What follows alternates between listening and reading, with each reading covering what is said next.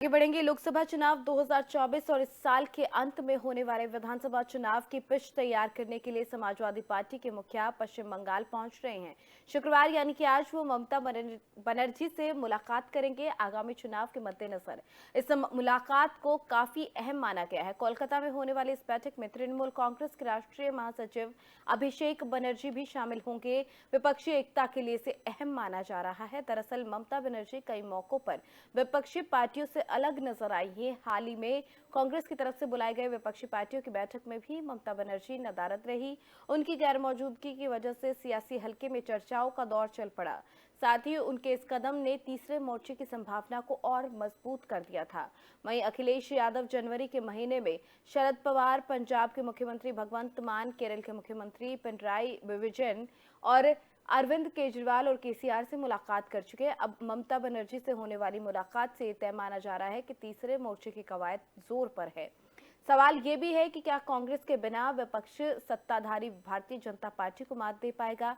क्या प्रधानमंत्री के चेहरे को लेकर कांग्रेस और संभावित तीसरे मोर्चे में सहमति बनेगी या फिर दोनों दो अलग अलग नामों के साथ आगे जाएंगे? हालांकि इन सभी सवालों के जवाब चुनाव के नजदीक आते ही क्लियर हो जाएंगे। हालांकि दिसंबर के महीने में ममता ने ये कह दिया था कि बीजेपी को सत्ता से बाहर फेंकने के लिए नीतीश कुमार, हेमंत सोरेन, तेजस्वी यादव, अखिलेश यादव टीएमसी के साथ आएंगे।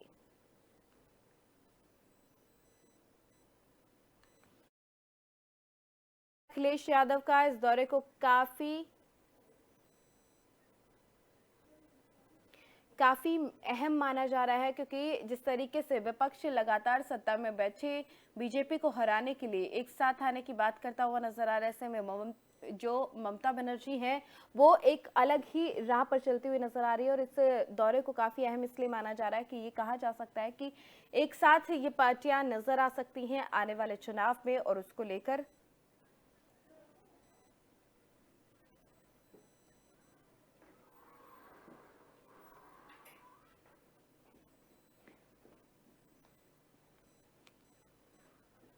वहीं इसी खबर पर मेहमान हमारे साथ यहाँ पर जुड़ गए हैं। कपिश श्रीवास्तव हमारे साथ यहाँ पर जुड़े हैं, प्रवक्ता सपा। श्रीवास्तव साहब, बहुत स्वागत है आपका एफएम न्यूज पर।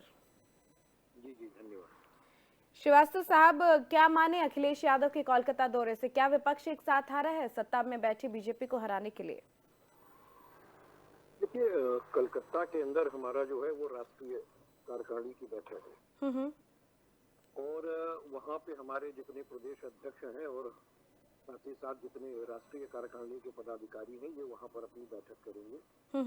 और 2024 के मद्देनजर के साथ साथ उत्तर प्रदेश में होने वाले नगर निकाय चुनाव के ऊपर भी आत्ममंथन और आत्मचिंतन होगा जी।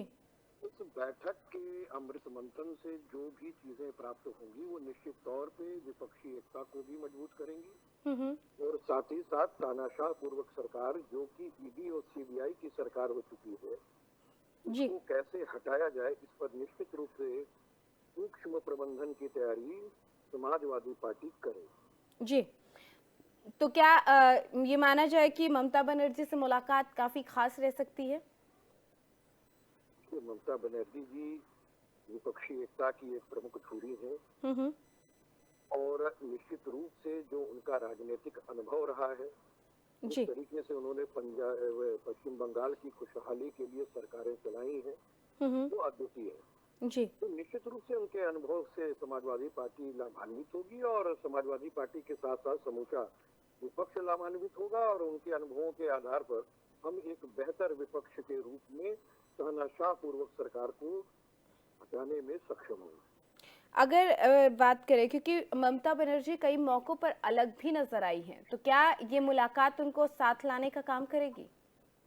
देखिए, राजनीति में कभी कुछ साथ दिखना न दिखना इससे कोई फर्क नहीं पड़ता है जी। मुख्य चीज इस बात की होती है कि जिस समय ये चुनाव होने हैं तब कौन साथ है और नहीं है जी। तो ये एक संभावनाओं की चीजें होती हैं और निश्चित तौर पे हम समझते हैं कि जितनी भी पार्टी है और उनके जो प्रमुख हैं पार्टी के अंदर अपनी विचार विमर्श करने के बाद 2024 के लिए एक सक्षम राजनीति खड़ी करेंगे जो कि देश के लाभ के लिए होगी जी। चलिए, बहुत शुक्रिया कपिश श्रीवास्तव जी, आप हमारे साथ यहाँ पर जुड़े और कीमती वक्त आपने दिया। तो अखिलेश यादव का ये दौरा काफी अहम कार्यकारिणी की बैठक में वहां पर शामिल होंगे, उसके साथ ही ममता बनर्जी से मुलाकात करेंगे और इस मुलाकात के कई मायने निकल रहे हैं, क्योंकि ये माना जा रहा है कि इस मुलाकात के बाद विपक्ष एक बार फिर साथ आता हुआ नजर आएगा, जिसको लेकर बीच में कई सवाल भी खड़े रहे हैं। अब उम्मीद ये की जा रही है कि इस दौरे से जो ममता बनर्जी अक्सर अलग नजर आई है वो अब साथ आती हुई नजर आएंगे। हालांकि इससे पहले वो इस चीज को लेकर बोलती हुई भी नजर आई हैं कई बार कि विपक्ष को साथ आना है तो इन सभी पार्टियों को तीसरे मोर्चे के गठन पर मोहर लग सकती है और उनको साथ आना है और तभी बीजेपी को सत्ता से दूर हटा पाएंगे। ये बात वो कई बार पहले भी कह चुकी हैं।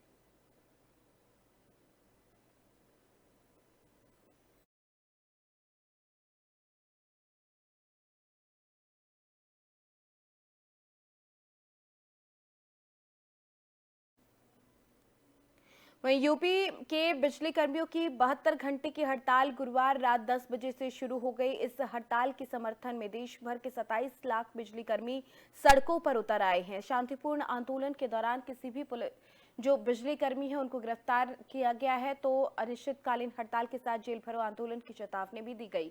वहीं योगी सरकार सख्ती के मूड में आ गई है। ऊर्जा मंत्री ए.के. शर्मा ने कहा कि कार्यों में व्यवधान डालने, कार्मिक के साथ दुर्व्यवहार करने, सरकारी संपत्ति को नुकसान पहुंचाने की स्थिति में एनएसए और रासुका के प्रावधानों के तहत एक्शन लिया जाएगा। बता दें कि उत्तर प्रदेश में बिजली कर्मचारियों ने हड़ताल का ऐलान किया। गुरुवार रात से पूरे राज्य के कर्मचारी हड़ताल पर चले गए। कर्मचारियों ने कहा कि अगर हमारे किसी कर्मचारी पर एक्शन लिया गया तो वो अनिश्चितकालीन आंदोलन करेंगे। वहीं मंत्री शर्मा ने स्पष्ट किया है कि अति आवश्यक सेवाओं में शामिल बिजली व्यवस्था में किसी भी प्रकार का व्यवधान डालने पर एस्मा के तहत कार्रवाई की जाएगी। उन्होंने कहा कि प्रदेश के विकास में रुकावट पैदा करने वाले लोगों की उपलब्ध सुविधाओं में अड़चने पैदा करने वालों के खिलाफ सख्त कार्रवाई जरूर की जाएगी।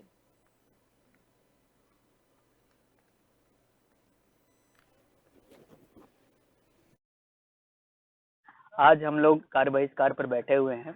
आज हमारे बिजली के सभी अधिकारी, कर्मचारी, संविदा कर्मी, लेखाकार, बाबू संवर्ग सभी लोग आज यहाँ पे धरना पे बैठे हुए हैं। मांग बस ये है कि हमें सही से व्यवस्थाएं दी जाए जिससे कि हम क्षेत्रों में विद्युत की सप्लाई कर सके समान रूप से। आज गर्मी के मौसम हो गए हैं, हम लोगों ने पिछले कई सारे ट्रांसफार्मर हमारे अतिभारित है, लाइनें अतिभारित है, उसके प्राकलन भी भेजे जा रहे हैं, लेकिन आज उच्च प्रबंधन द्वारा उसके सारे मद को काट दिया गया है। कोई ट्रांसफार्मर की क्षमता वृद्धि नहीं कराई जा रही है, लाइनों की स्थिति भी जर्जर है और ऐसी हालात में हमें 24 घंटे सप्लाई देने के लिए बाध्य किया जा रहा है। इन व्यवस्थाओं को मांग को लेकर के भी आज हम लोग इस प्रदर्शन में हैं। इन्हीं सब मांगों को लेकर तथा हमारी कुछ वेतन विसंगतियां भी बनी हुई है वर्षों से, जिसकी मांगे चल रही थी। पिछले नवंबर दिसंबर में हम लोगों ने आंदोलन किया था। उस आंदोलन में माननीय ऊर्जा मंत्री जी स्वयं थे और अवनीश कुमार अवस्थी जी, जो कि मुख्यमंत्री जी के सलाहकार हैं, उनकी अध्यक्षता में पिछले आंदोलन में 3 दिसंबर 2022 को हमारी बैठक वहां पे संपन्न हुई थी और उसमें सहमतियां भी बनी थी। आज हम लोग कार्य बहिष्कार पर बैठे हुए हैं। आज हमारे बिजली के सभी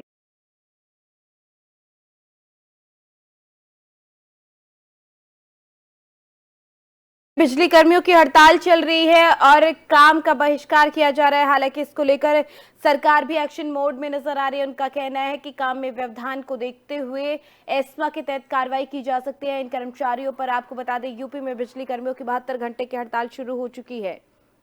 इसी खबर पर ज्यादा जानकारी के लिए हमारे संवाददाता अविरल का रुख करेंगे। अविरल, बिजली कर्मियों की तरफ से हड़ताल की जा रही है, सरकार भी सख्त है, क्या कुछ और अपडेट?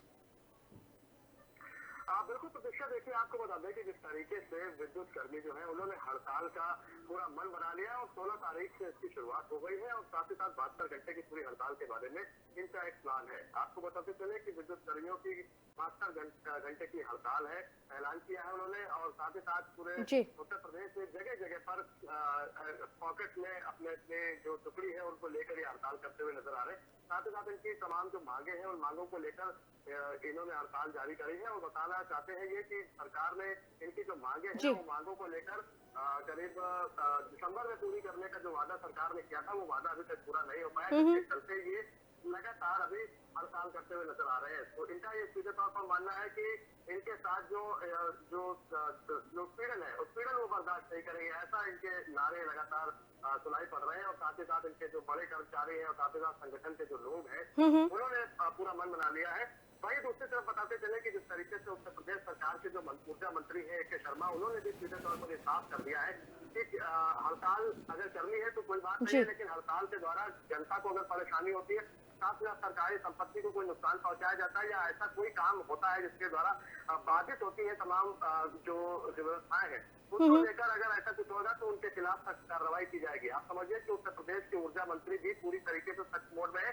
उनका मानना है कि हड़तालें की जा सकती है, कोई ऐसी बात नहीं है, लेकिन फिलहाल अगर जो कर्मचारी काम करना चाहते उनको काम करने से रोका गया या उनके काम में व्यवधान डाला गया तो जो व्यवधान उत्पन्न करेगा उसके खिलाफ जो है रास्ता के तहत कार्रवाई की जाएगी।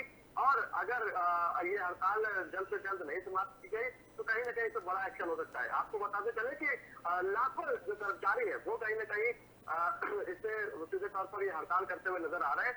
और जिस तरीके से ए.के. शर्मा का भी जो बयान आया है वो भी स्पष्ट कर देने वाला है कि आप हड़ताल कर सकते हैं, अपनी मांगे रख सकते हैं और मांगों को रखने के तमाम और तरीके होते हैं जिससे कि सरकार तक आपकी बात पहुंच जाए। और दूसरी तरफ प्रतीक्षा ये भी आता है कि अगर कोई समस्या उत्पन्न होती है जनता के लिए तो उसके खिलाफ कार्रवाई की जाएगी। जी बिल्कुल अविरल, इतने सारे कर्मचारी हड़ताल पर बैठे हैं, हालांकि एस्मा की बात कर दी गई है, एस्मा के तहत कार्रवाई होगी, लेकिन क्या इन कर्मचारियों से बातचीत करने के लिए प्रशासन की तरफ से या सरकार की तरफ से कोई आगे आ रहा है, कोई बातचीत को लेकर जो बात है वो बन पा रही है? बिल्कुल प्रतीक्षा, देखिए जिस तरीके से कर्मचारी जितने भी हैं उनके जो नेता होते हैं उनसे कहीं न कहीं जो बातें की गई है सरकार की द्वारा, सरकार के लोग हैं उनसे बातें की गई हैं और साथ ही साथ उनकी जो मांगे हैं वो मांगे भी जो बताई गई है तो उस पर भी कहीं न कहीं जो ऊर्जा मंत्री उन्होंने सहमति जताई थी। उन्होंने कहा था कि ऐसी जो कर्मचारियों की जो दिक्कतें होती है उन दिक्कतों का सामना जो कर्मचारी कर रहे हैं उनको पूरा किया जाएगा। लेकिन क्योंकि जिस तरीके से कर्मचारी अब उग्र होते हुए दिखाई पड़ रहे हैं, वही दूसरी तरफ ऊर्जा मंत्री का भी ये कहना है कि जो मांगे हैं वो आगे कहीं ना कहीं उन पे अमल किया जाएगा। लेकिन इसका मतलब ये नहीं होता है कि आप रोडों पर उतर जाएं और जनता को नुकसान पहुंचाने लगे, सरकारी काम में व्यवधान उत्पन्न करें। तो एस्मा के तहत इस पर कार्रवाई भी की जाएगी, ऊर्जा मंत्री का साफ संदेश है।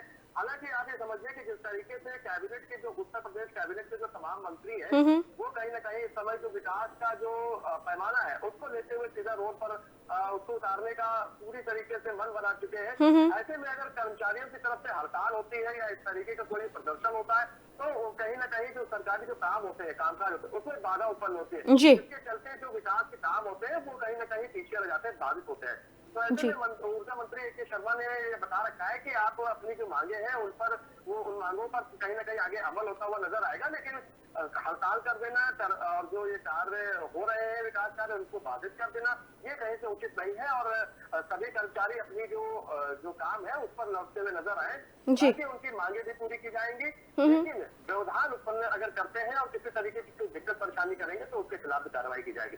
जी चलिए, बहुत शुक्रिया अविरल इस तमाम जानकारी के लिए। तो बिजली कर्मी हड़ताल पर हैं, हालांकि सरकार भी पूरे तरीके से एक्शन मोड में नजर आ रही है और ऐसे में एस्मा के तहत कार्रवाई के जो बातें हैं वो कही जा रही हैं। ऊर्जा मंत्री की तरफ से ये भी कहा गया है कि अगर काम में व्यवधान पड़ता है इनके इस हड़ताल की वजह से तो आने वाले वक्त में कार्रवाई इन कर्मचारियों पर की जाएगी। 72 घंटे की हड़ताल का ऐलान फिलहाल बिजली कर्मियों की तरफ से किया गया है और कल से ये हड़ताल शुरू हो चुकी है। ऐसे में अपनी मांगों को लेकर बिजली जो कर्मी है वो हड़ताल पर बैठे हैं और ये कहा गया है कि उनकी मांगे पूरी होने तक वो अपना प्रदर्शन जारी रखेंगे। हालांकि ऊर्जा मंत्री ने साफ कर दिया कि किसी भी तरीके से काम में व्यवधान को मंजूरी नहीं मिल पाएगी और इस तरीके से अगर काम में व्यवधान होगा तो एक्शन लिया जाएगा।